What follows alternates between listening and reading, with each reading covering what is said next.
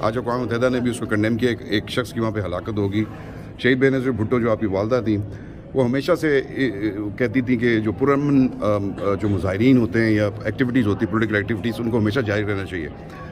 اس death پہ جو آج کنڈمنیشن بھی آ گئی ہے اقوام متحدہ کی، آپ کیا کہیں گے سر؟ ایک تو میں ادھر ہی ہوں اس کانفرنس میں، تو ڈیٹیلز میرے پاس نہیں ہیں، اور ڈیٹیلز کے بغیر بات کرنا تو شاید صحیح نہیں ہوگا۔ میں اتنا تو کہہ سکتا ہوں کہ ہم سب پرامن احتجاج کے حق میں ہیں۔ ہم سب چاہتے ہیں کہ پرامن طریقے سے ہمارا جمہوری جو حقوق ہے ان کو ہم استعمال کریں۔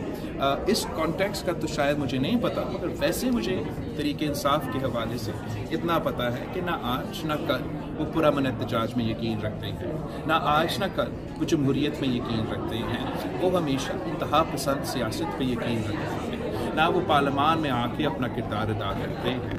اور افسوس کے ساتھ جس نفرت کی سیاست کا دور انہوں نے پاکستان میں شروع کیا ہے، اس کو روکنے کے لیے جو نیا نسل ہے ان کو ایک اچھا کردار ادا کرنا پڑے گا۔